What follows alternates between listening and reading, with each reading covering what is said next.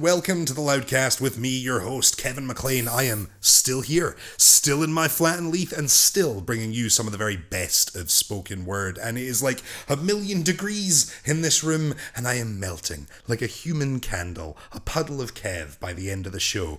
If you don't want that, if you want to get me through, if you want to give me the energy I need to survive, then hit that like button, hit subscribe, rate and review on your podcast platform of choice, do all of the things so I don't have to ask anymore. It's too hot. I don't want to ask. Do the things. It would be nice. Good.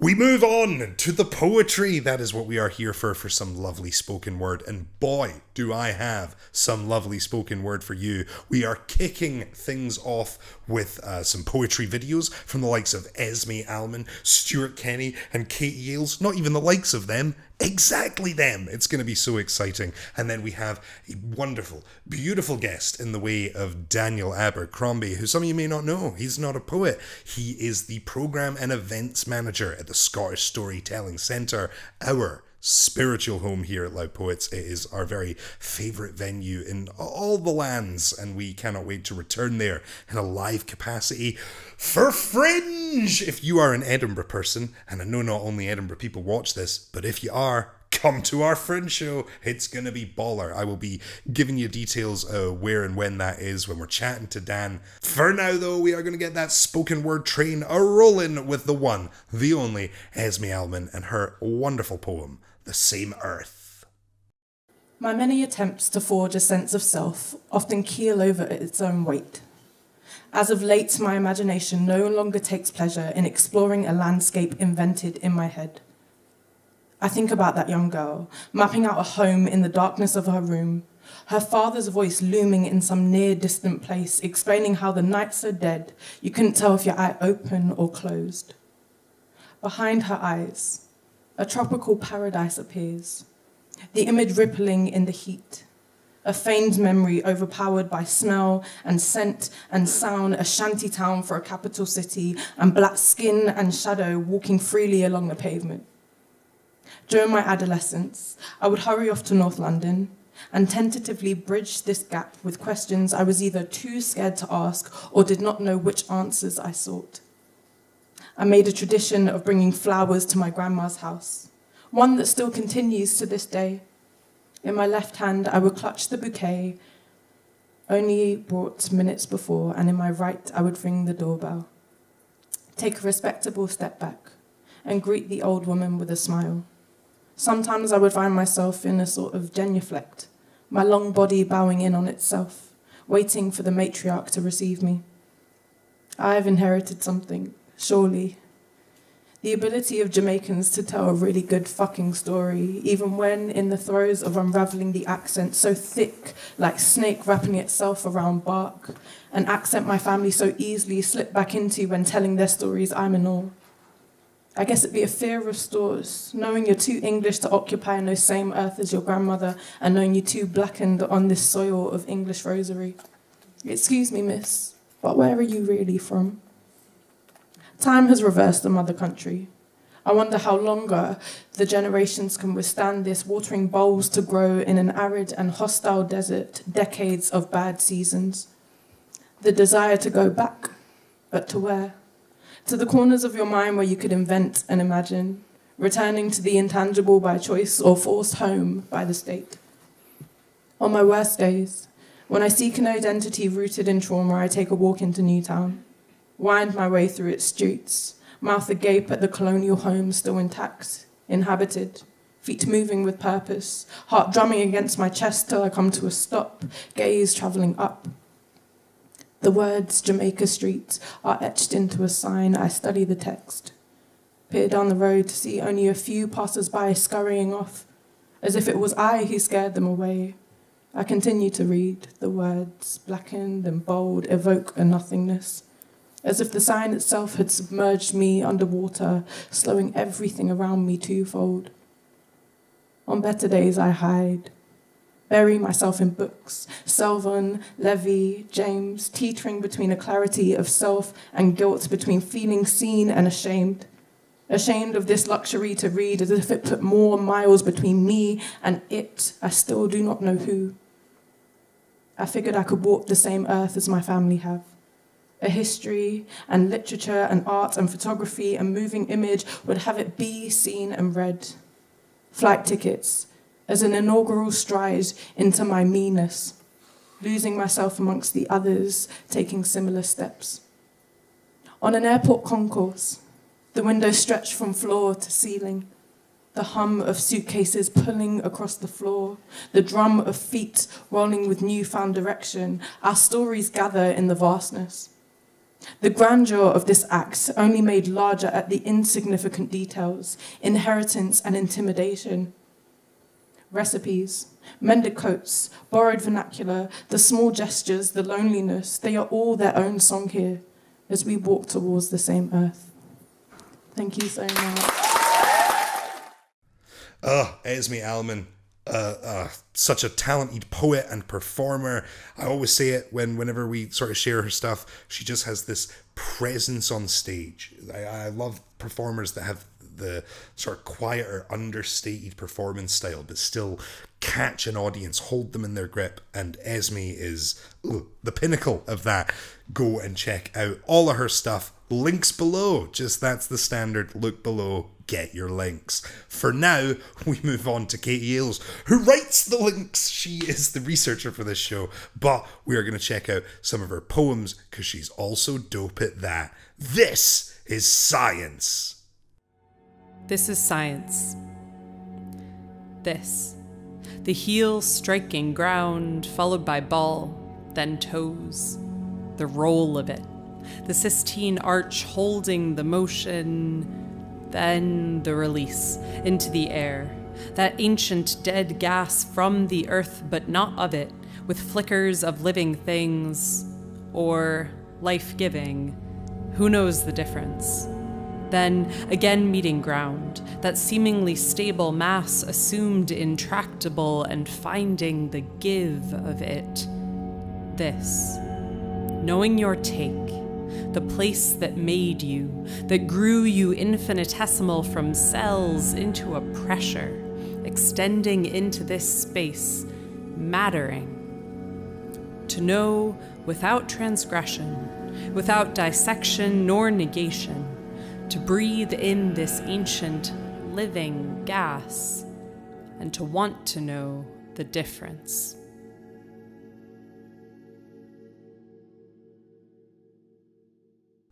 Katie Ailes with This Is Science. And the reason we bring up science is because we had a science challenge.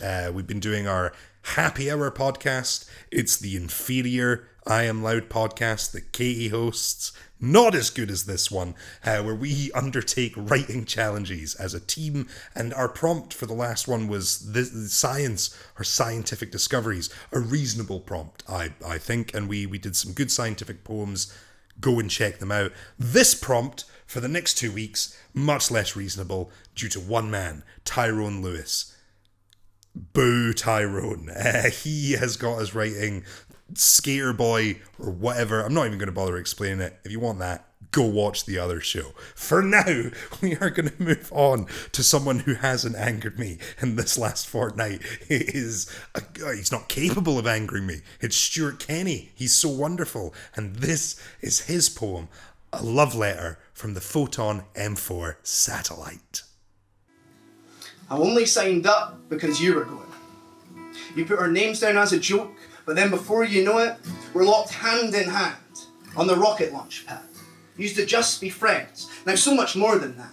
We took off not knowing that we'd never land. Rosy cheeks, stomachs flipping like an acrobat. You whisper in my ear that even if it doesn't go to plan, that'll be just fine, because you're already in your dreamland.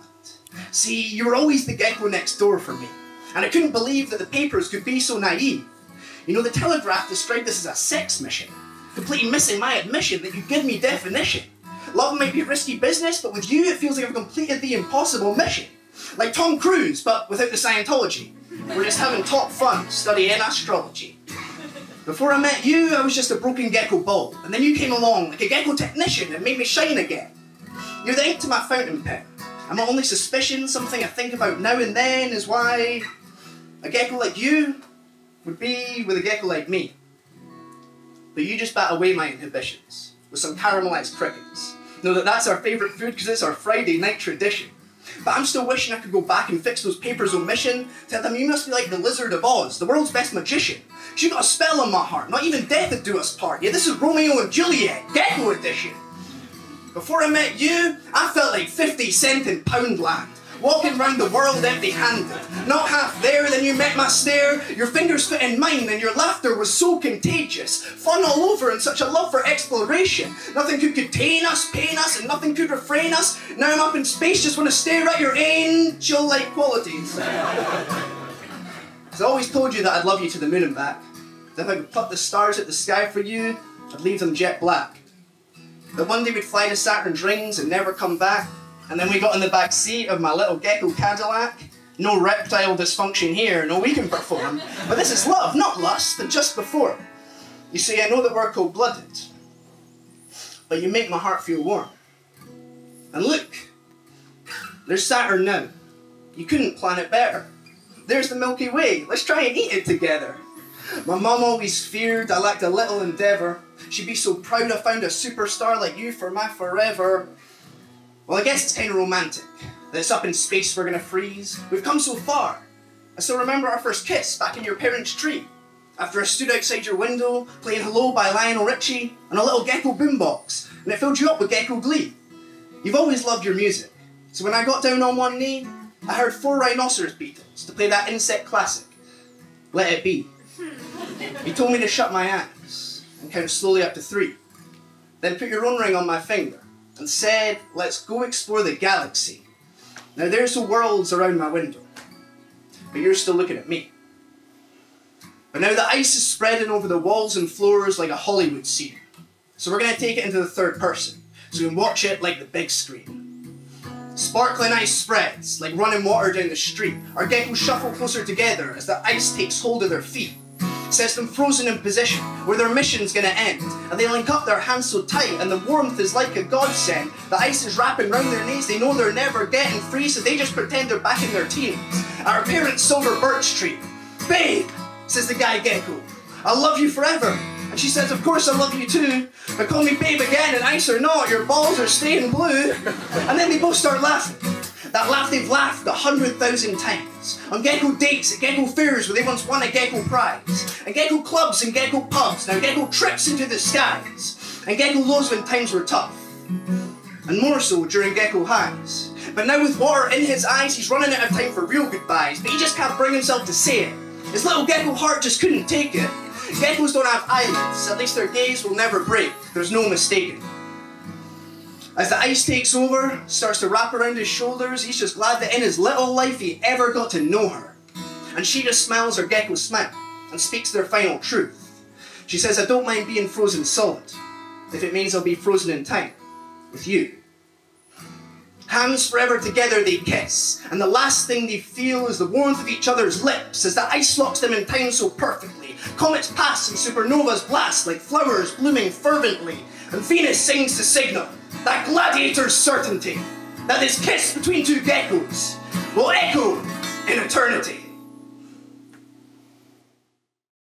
And that was the so wholesome Stuart Kenny with a love letter from the Photon M4 satellite. A glorious piece, as all of Stuart's work is, to be so poignant and make something so profound about geckos is just majestic. What a glorious man.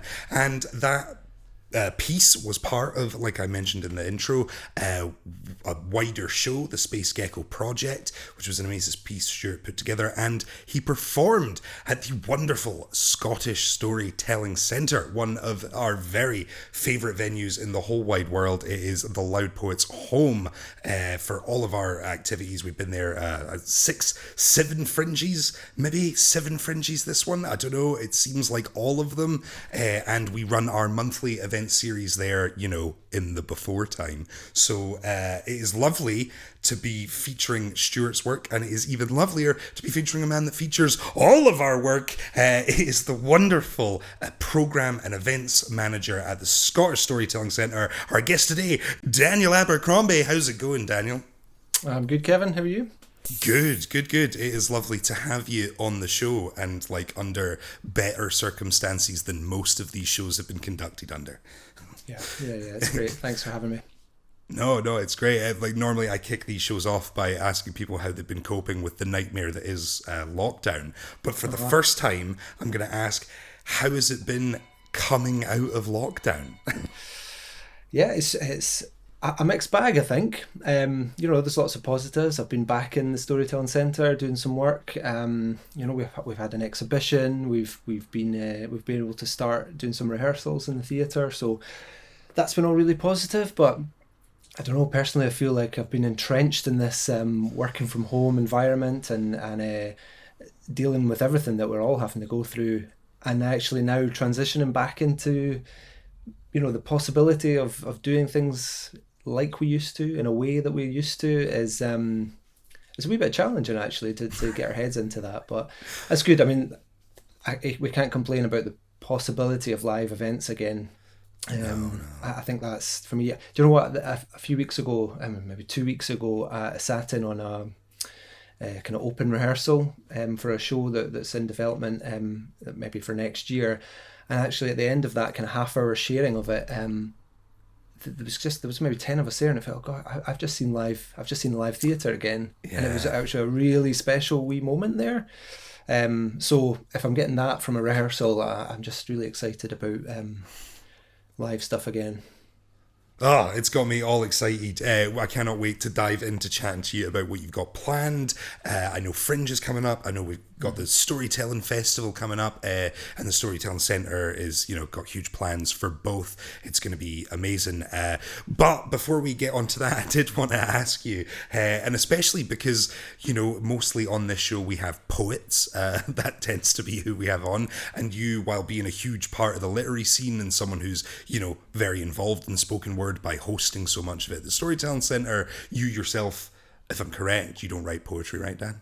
No, I don't. No. I don't write poetry. I used to write a lot of song lyrics in another world, Kevin, a long time ago, and loved doing that. But no, I've the arts administration's taken over my life. I've known you this long and I haven't forced you to write a poem yet. That's I don't know how long that can stand. But it is then good to get your opinion. It's nice to get an outside perspective. What did you think of Stuart Kenny's piece?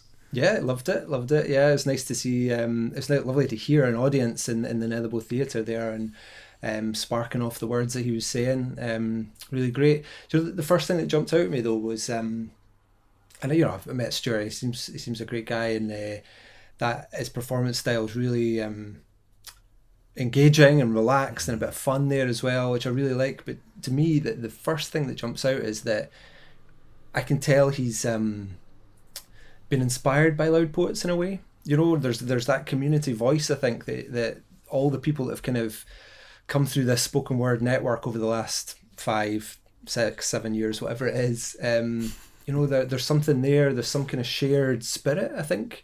That to me came out in the poem. I also loved there was a rhyming of Saturn and planet. I like that I like a wee pun, so I enjoyed it. Yeah. If you like a pun, Stuart Kenny is the man for you. And that's really nice of you to say, and I think it does shine through. I think like one of the things Loud Poets kind of always set out to do was like not necessarily to create a style or whatever, but to like just have people think about the performance aspect and have like an avenue for that more performative aspect. By no means the only people doing it, but we were big advocates of it. And I think people like Stuart are absolutely our cup of tea. We saw him in the scene and we're like, yep, scoop, because he's just so in line with what we do. And like a lot of what we present at the Storytelling Centre, when we host our Fringe show, we're trying to attract people who have never been at poetry shows before.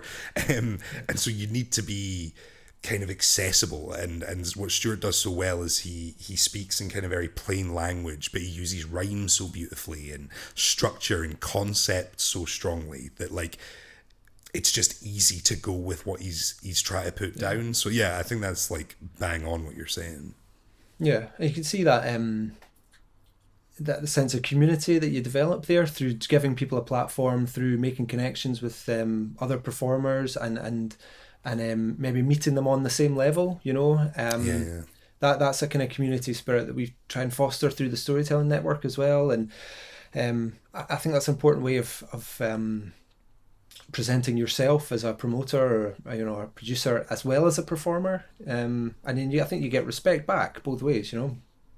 Absolutely. I think it's an interesting point actually as well, because I missed one of these podcasts. I got sick because I hung out with a 3-year-old, and so That'll happen. Yeah, right.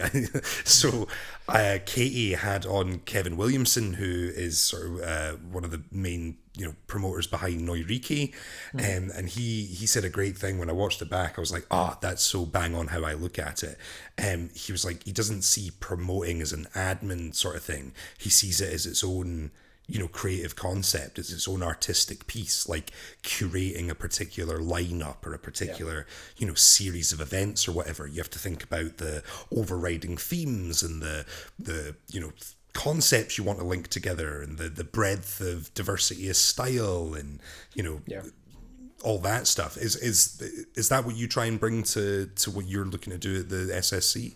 Yeah, definitely. And I think when you look at something like the Fringe Festival coming up, that's I hold that spirit quite dear. That what we're offering is a series of events that are different, but that we've thought through, and we've felt that are either really exciting you know, shows that we'd love people to see, or that they're performers that could, you know, really benefit and thrive on that platform.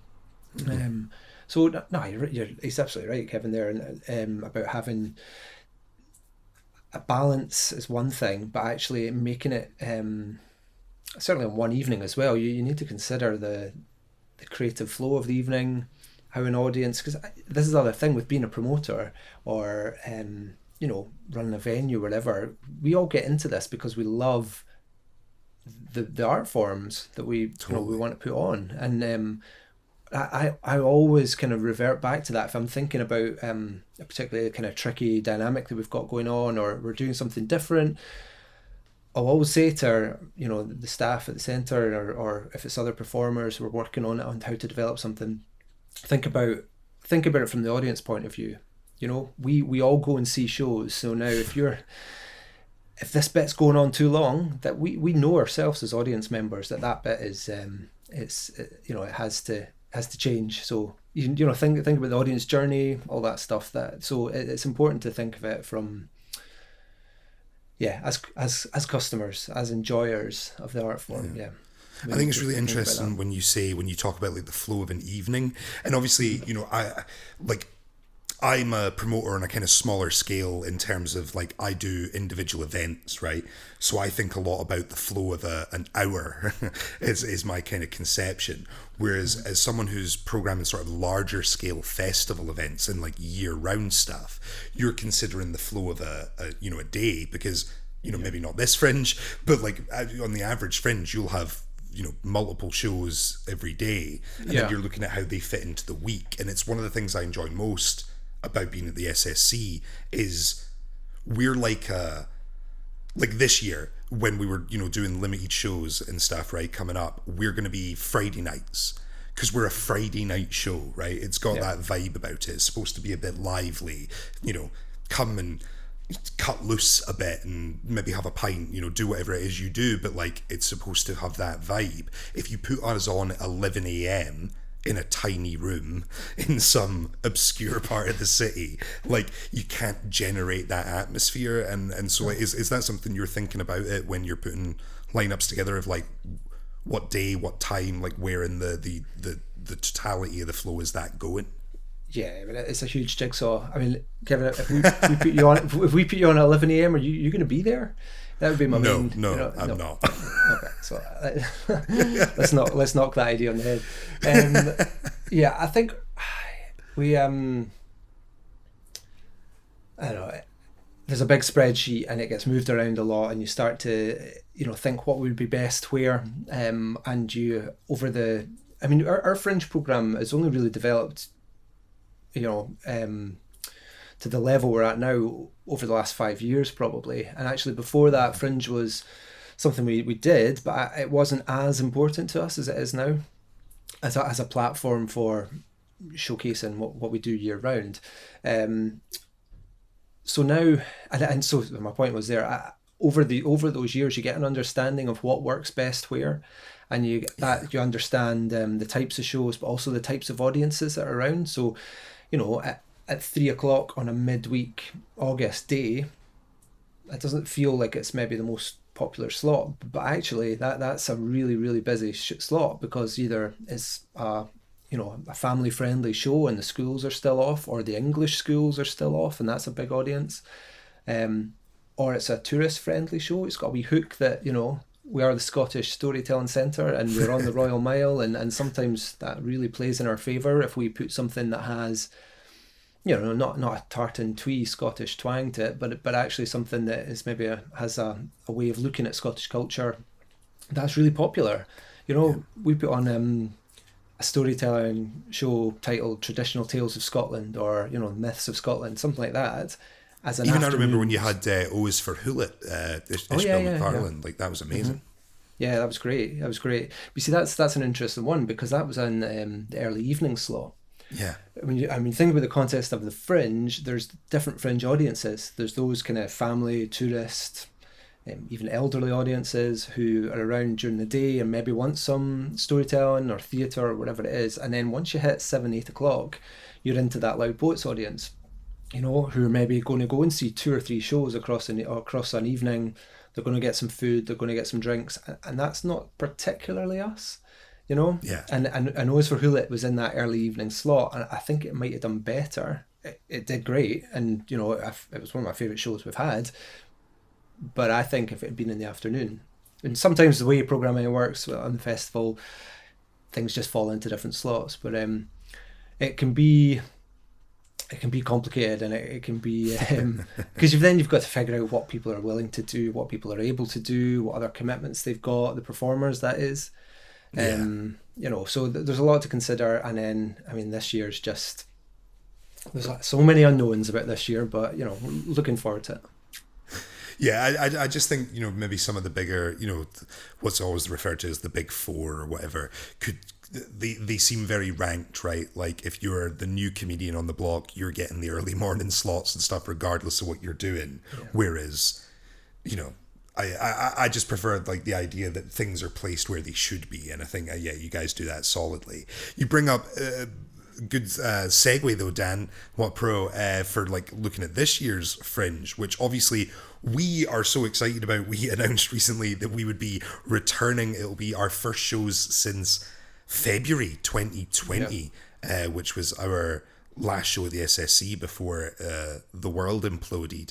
So we're super excited to be coming back. If you have not seen where we're going to be on every Friday of the Fringe, so the 6th through to the end. We're going to be doing 2 shows, one at 7 p.m. and one at 8:45, and it's going to be our kind of like monthly show, what we would normally do, but we're going to do a bunch of them with different lineup every time, some really exciting guests. It's going to be a huge amount of fun, so book tickets. And I was pleasantly surprised to see like tickets are selling, because like Dan was saying, it's really unpredictable this year, because I was like, is no one gonna come? I have no idea. So go and grab your tickets, because obviously restrictions are in place and things like that, and we want to make sure we're safe and all that good jazz. But grab your tickets for LP. I will stop plugging our stuff there and talk about the kind of SSC at large, and we're super happy obviously to be back. So what was the approach, Dan, for putting together this year's Fringe? Yeah, I mean, take me back to February 2020, and I just signed off on a Fringe programme for that year. And that was, I think we've got 8 different shows this year. We're probably looking at maybe 18 to 20 shows of a normal year. So there was a whole load of unpicking had to be done last year. However, I'm really pleased that some of those shows are going to perform this year, and that I suppose was not the priority, but I wanted to at least with some of them be able to get them back onto the stage, because missed out last year. And we've got we've got storytelling, you know, and there's a couple of shows that approach storytelling in quite a traditional way with maybe some live music accompanying it, which I think there's always a place for. But some of the other shows in the Fringe take storytelling maybe as its core art form, but really mix it with some others. So there's maybe some that are more theatrical. There's some that are pure theatre pieces. And there's some that are more puppetry or family orientated. I'm just so excited to get some shows back out there, and you know, really pleased Loud Poets are going to be there, and you know, I think the conversations with you are really similar to the ones I had with everyone else. It was like, you know, we want to try and do this, but can we just hold off? Can we just hold off and wait and see? And you know, we were actually waiting for until 2 weeks ago, a week and a half ago, it was going to be 2 meter distanced in the theatre, which would have given us, I think, a capacity of 16 or 17 out of 99 seats in our theatre. So the change to 1 meter is pretty huge for us. It allows us to potentially get 40 or 50 people in, still distanced appropriately and with all the guidelines in place, and that, I think that's a big difference. And that's why we're going for the 2 shows in one night, because I mean, you guys would normally pack out a 99 seat theatre for us of a Friday night in the Fringe, so why not do 2 shows so if the demand's still there, which, as you say, there are tickets being sold, so I mean, that already, I'm really pleased about that, because again, when you revert back to yourself as an audience member going to live performances, do you feel ready yet? I mean, I think there's still question marks, and I'm pleased to see that people are out there willing to see that I the venue looks like it's ready, which it is. You know, we've got plans to safely deliver all our shows, and this year I feel it's maybe not so much about packing the place out, you know, obviously not going to be selling out full time, but it's more about making that step, and that step back towards live performance. And you know, a couple of the performers or a couple of the Fringe shows had these conversations where they were saying, look, I'd just love to do something. I'd love to be back on a stage, and if indoor performances aren't allowed, you know, could we do it outside somewhere? I just want to, you know, for people who, you know, like yourself, who make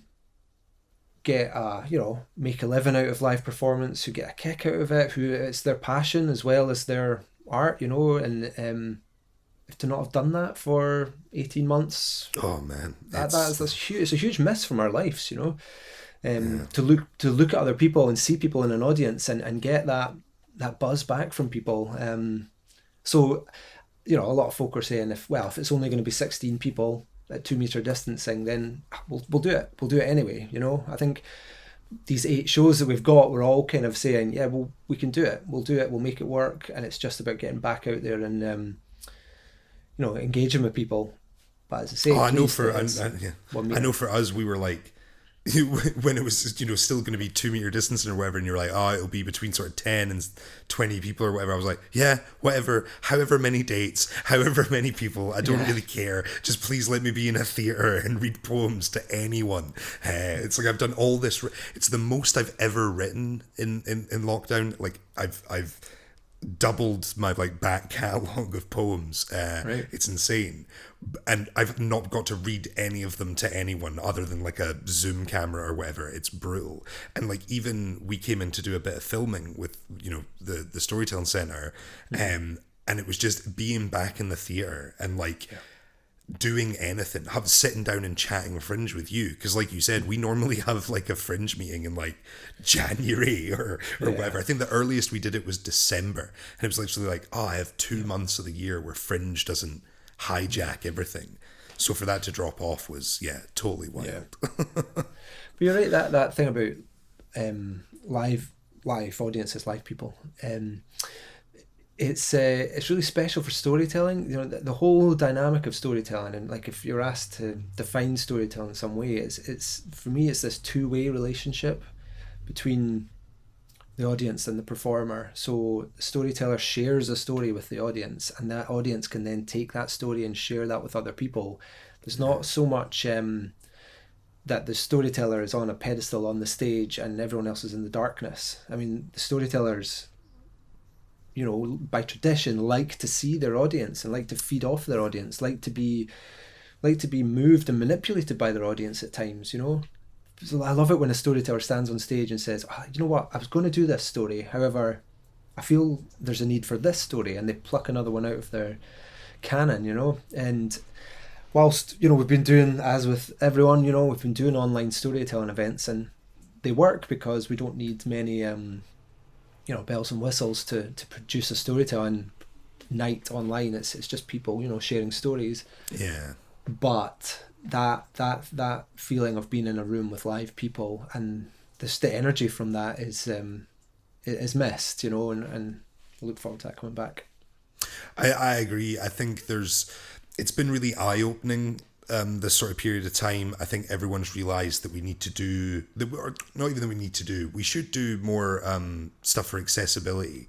But I think you shouldn't even look at it as a chore. Like the having digital is like such a good aspect for everyone, because you get to have a wider audience, right? Like you are limited wherever you are by people who can get to the building or can get to your show, or and you know, if a building's, the storytelling center is very accessible, which is amazing, but other, you know, venues, there are loads of restrictions, and you get to that point where you go, why would you limit that audience? Why wouldn't you have some sort of digital aspect?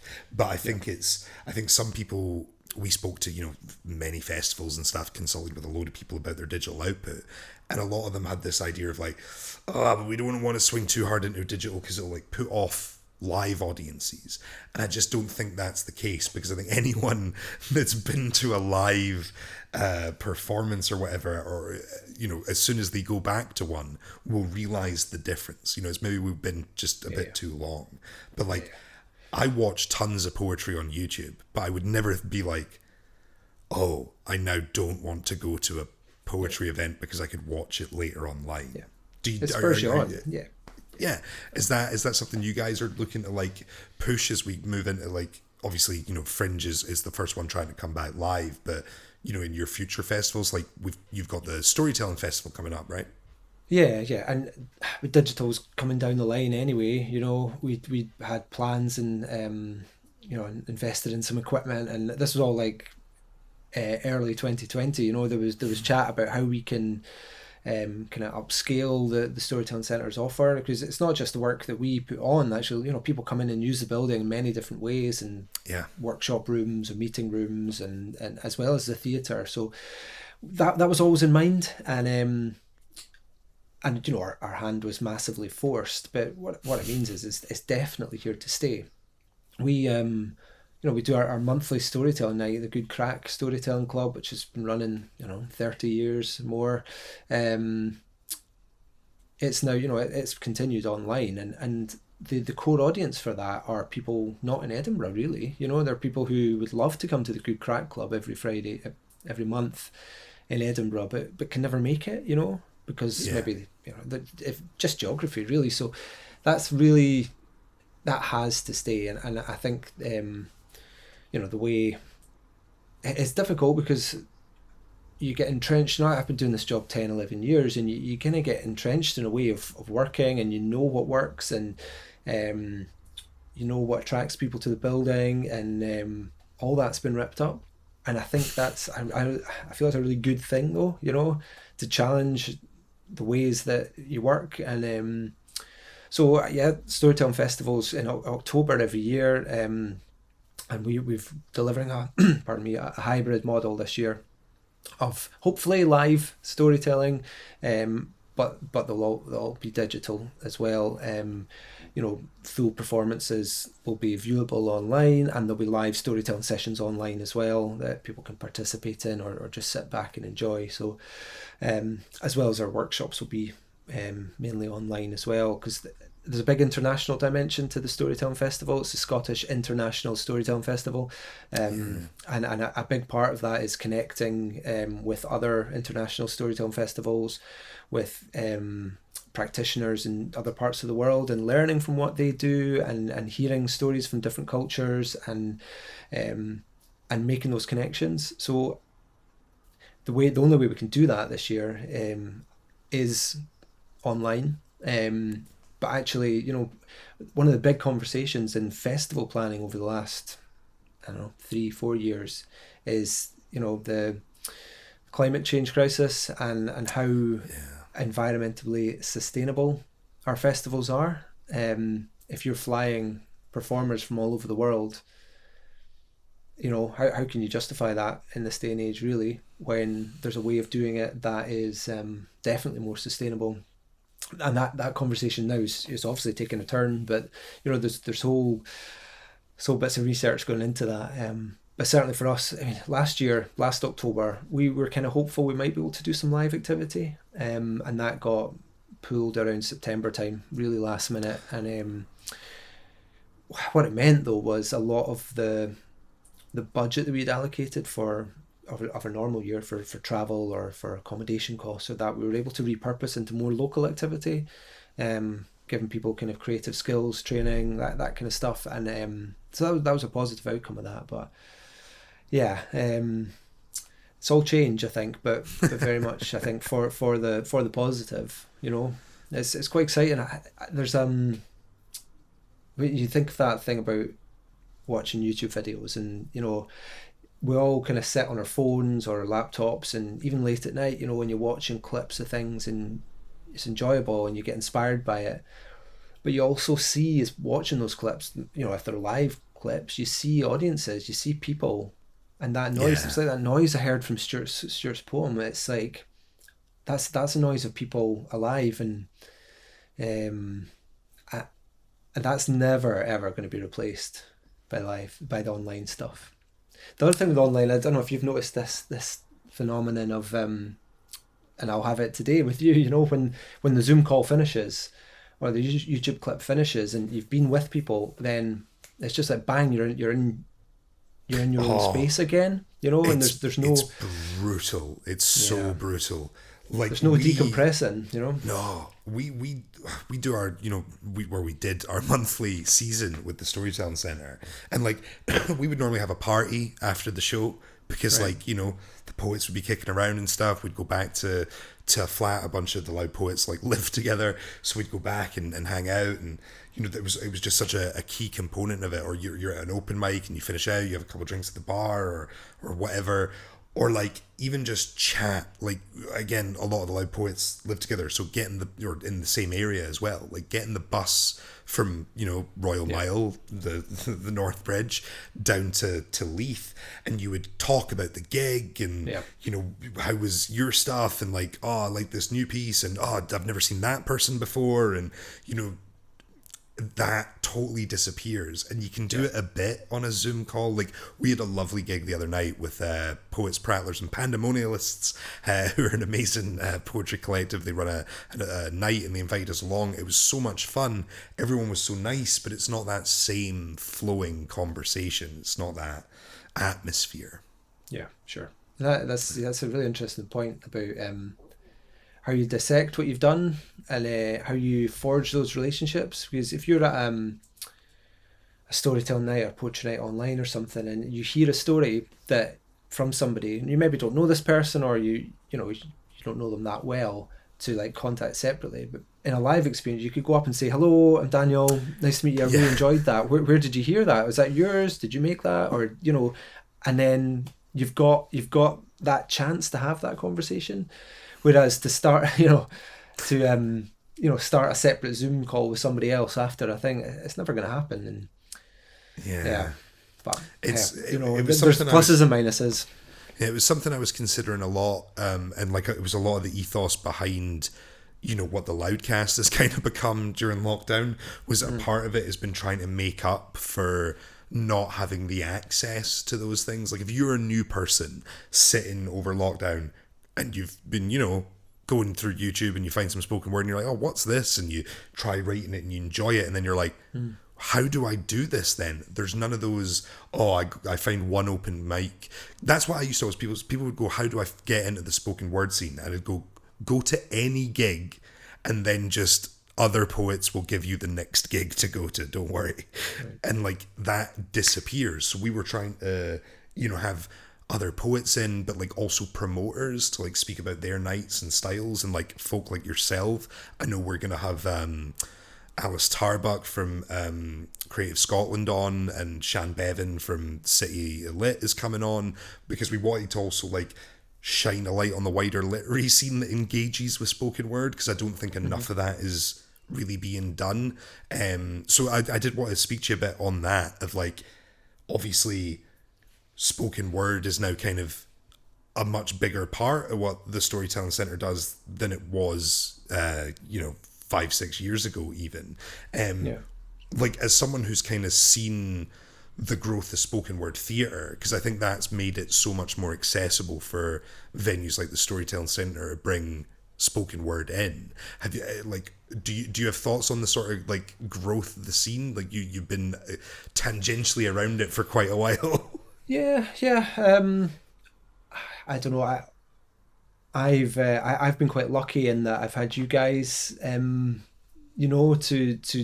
do your good work, and that's attracted people to the venue, and certainly once we got into a couple of successful fringe shows, and then the regular monthly stuff, then a big attraction for me at the time was, I won't beat around the bush, but it was a younger audience coming to the Storytelling Centre, and storytelling is a word. Sometimes people think that's not for them, or it's just for children or whatever. So a Storytelling Centre can be tarred with that sometimes. So having a show like yours, or performers like that you brought to us was great, because it brought a younger audience, and it showed that there's a venue here that is willing to put this kind of work on. So that was great. That was great for us, and I think when people come into our building, they see it's a lovely space, and hopefully they get the warm welcome that we try to promote. But then they also see the theatre, and it's it's 99 seats. It's so it's quite intimate, but it's got everything you need in that space, and it's designed for storytelling, so that it's the acoustics are great, and it has this lovely feel to it, and hopefully that the performers then that came through your channels, I suppose, were able to think, right, well, I've got a show, and then I'm hopefully very, very approachable, and people can. And there's one theatre in Scotland we know will book spoken word that has done it. So because it is limited, you don't see a lot of theatres, because I think spoken word is still a growing art form. It's difficult to sometimes generate that audience, right? Yeah, and that's why, as I say, having the Loud Poets audience, which is wide and varied, is helped those like singular shows come in as part of maybe a Scottish tour or a UK tour that they were doing, and we can put it on as part of our public programme, and our audiences will go, that was great, I might take a chance on that, or they'll look at it and go, I saw them perform at Loud Poets, that's great, or it'll be co-promoted through you guys, and that's all really helpful for us, and it gives it a kind of stamp of quality, I think, as well. And but I don't know, programming wise, we've got hopefully quite an open policy and programming that if people are looking for a venue to put something on, then they can do it not risk free, but hopefully without any big overheads, that they can come in and we can do a profit share, box office split, whatever it is, and actually give a working theatre with a public programme and a website and box office and all that stuff that people might need and not have direct access to. And we've got space to put on that stuff, and sometimes it's sometimes it ends up making us 20 quid, but actually sometimes it's about developing people's creativity, and giving people that platform. Yeah, you hit the nail right on the head when you go, right, like you take a punt on us years ago, right? And like we didn't, because it's lovely. You said, Friday night you're expecting us to be packing out, the Storytelling Centre under normal circumstances. And I know our last 3 shows we were joyed because we sold out like the last 3 shows we did in a row, like our monthly shows. And it's that thing of going, but that's not what we used to get, right? Like our first Fringe run, you're looking like, oh, we got 30 people in, we were like chuffed. And it's like you grow a platform, but you need someone to give you that space to develop an audience. because things don't, magically happen overnight. And I think having a place that we could rely on to kind of give us some time to build an audience, and like we did that, and then it knocks on, because it makes me really happy to hear that, like, okay, well, you can capitalize on what, that audience that's built over years to be like, okay, there is more spoken word aware people who are also aware of the Storytelling Centre, and so you can combine that to be like, okay, acts can take up that space, because that's how you build sustainability in a scene. So like, I think that's awesome.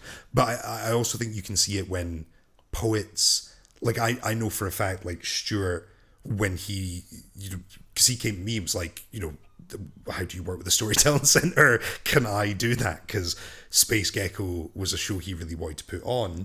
And I know when he had done it initially, it was at Banshee Labyrinth. And like, the Banshee's great. It's a real hub of poetry for the Free Fringe during August. Like, love the Banshee. They do 2-pint glass pints. So they're A-okay in my book. But it's a tiny room, and it's not well ventilated, and there's not a big screen that you can display these beautiful custom animations on, and the sound is terrible. So Grant, who is the musical part of the Space Gecko project, you don't see any of that. You don't hear him right. Yeah. Whereas, Stuart had come to our shows and like sees the Storytelling Centre and is going, that's where this should be. Like, I think that's just the best thing, to have, these aspirational goals that are attainable, right? Like, because there's so few artists that get, for spoken word, spaces like the Storytelling Centre. So it's huge for the scene to have that. And I'm glad that you're saying people should just pitch ideas at you, Dan. You're hearing it now, guys. Spoken word artists, fire them into Dan. He's there. But it's nice to hear that as well, because there's I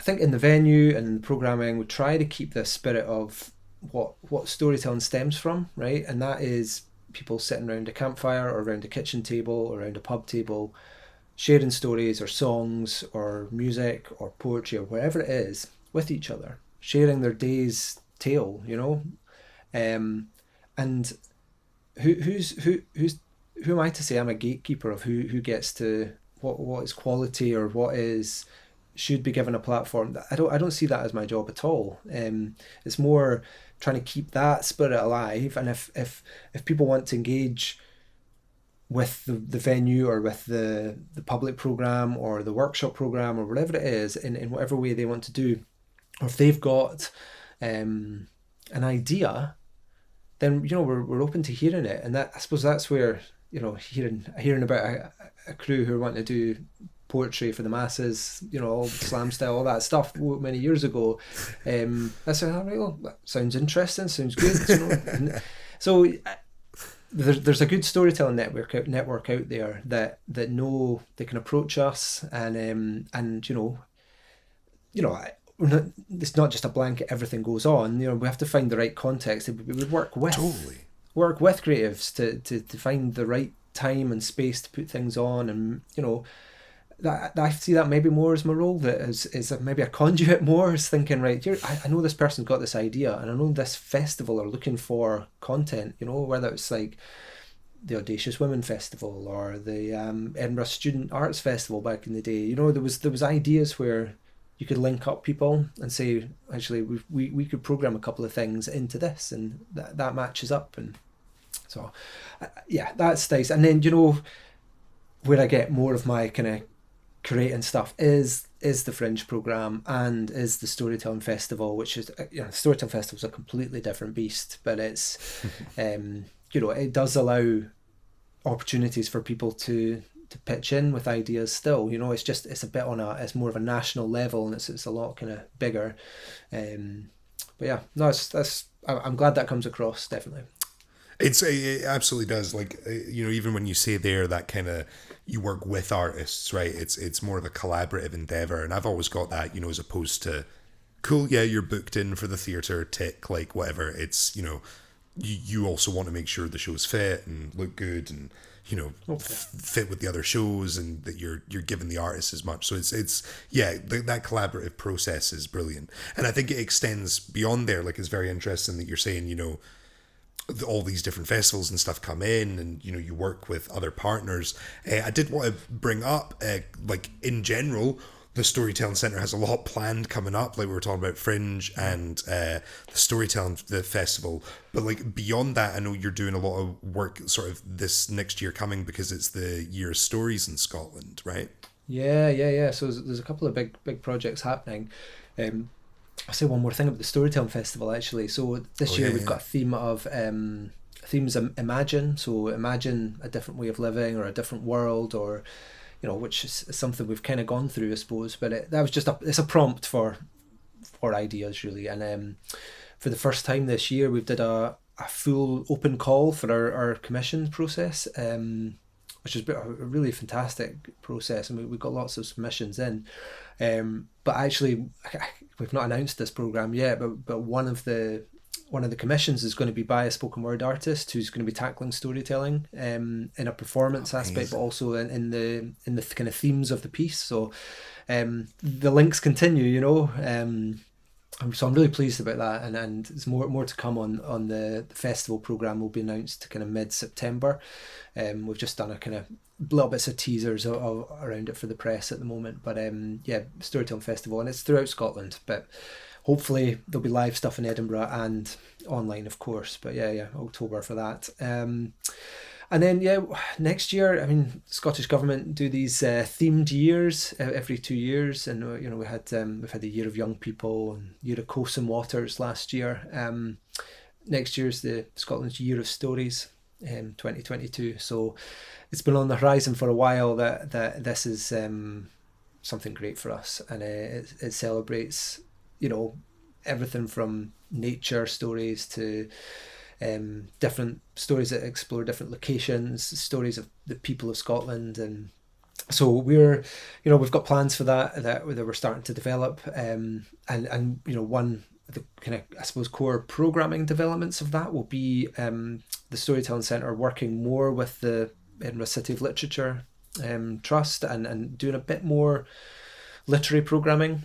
We obviously do, and storytelling's part of that. But we do author events, and we look at stories through literature as well as part of the programming. But there's going to be a bit more of a kind of core partnership. We're working with the City Lit Trust and some other literary organisations in Edinburgh to develop a project called the Literature House, which there's some information online through the City of Lit website at the moment. But it's quite exciting thinking about how we in the Netherbow area of the Royal Mile, which is the kind of the bit that we are in, there's a huge rich history of literary significance in that site, from John Knox House Museum, which we run as well.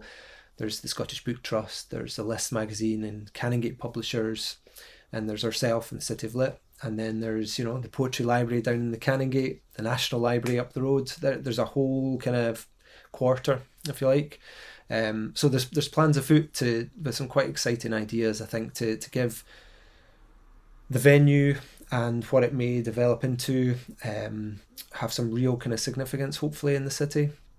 And also that could spread into the street a bit more, and how the streetscapes imagined with literary significance. And Edinburgh's got a great history of writers and past, but actually we're hopefully going to position ourselves as a place where people who are writing and performing and exploring words through whatever platform they choose, the Storytelling Centre, the Literature House, however that is defined, can be the place for that. So that's all really exciting, and that's kind of gathering speed. So the Year of Stories next year is the perfect chance for us to kind of explore some different programming ideas. Loud Poets Monthly slot will be back, and we'll be packed out again, but it's a great opportunity, because all the programming stuff that we used to do, as I said, has been challenged, and actually maybe some of it had ran its course. Maybe we were comfortable in those things. Now's a chance to say, right, for this year, August, October, we'll do what we can, and we've got hopefully some really great stuff. And for the rest of the year, we'll see what plays out for up until December. But see, from January onwards, it's a year of stories, and there's so many stories to be told, So there's exciting stuff ahead, and we just, I don't know. You hope you can keep your head above water, keep doing what you're doing, keep offering people a chance to be creative and to explore that. So yeah, I don't know, it's nice to talk about some positive things after having been stuck at home, doing our work and trying to figure out how to survive, to actually think, right, here there's some good stuff ahead, hopefully. It's super uplifting to hear. Like, it's super positive. I know we had a similar ethos during the pandemic times, to kind of be like, okay, let's look at what we're doing, let's overhaul some stuff, let's make sure we're doing things better ways, right? Let's not just stay in the same patterns. And like, I feel that's easier to do for grassroots organizations like ourselves. It's harder to do the kind of bigger your organization is, and when you add in like venues and stuff on top of that, it's it's turning the oil tanker. So like, it's encouraging to hear still that like that is the process that you're aiming to be, it's not just, that was my big thing the whole way through pandemic, was like, I don't want to go back to normal. I don't want to go back to what we, like, that's never the point on any systematic level. It's like, use this to do something better and more exciting, to like re-examine. And it's lovely to hear that the Storytelling Centre's still going through that process.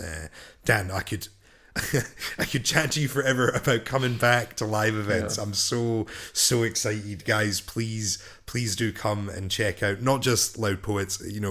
Obviously, if you're watching this, you're maybe into your spoken word, I would expect.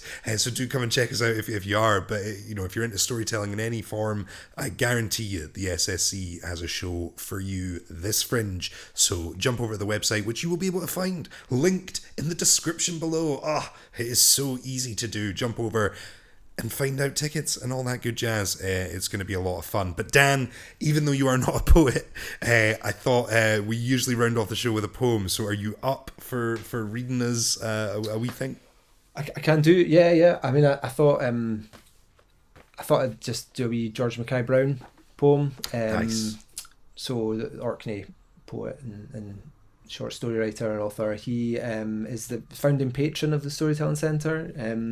He died in 1996, and the centre opened in 2006 of the new building that we've got. But there was a renaissance in storytelling, kind of late 80s, 90s, and I think George is a bit of a supporter of that. So I've been reading a lot more of his short stories. It's actually his centenary this October, the 17th, I think, of October. And that's the first weekend of the Storytelling Festival. So there's going to be some Orkney stories and some celebrations for that opening weekend of the Storytelling Festival. So yeah, I thought I've been delving a bit into his short stories, so I thought I'd maybe read one of his poems, if that's okay. Amazing, yeah, brilliant. So it's Prologue, which is first poem from his first poetry collection.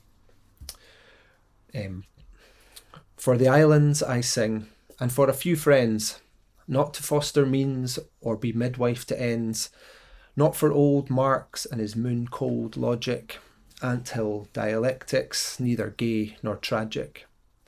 Not that extravagance Lawrence understood, golden phoenix flowering from blood. For Scotland I sing, the Knox ruined nation, that poet and saint must rebuild with their passion.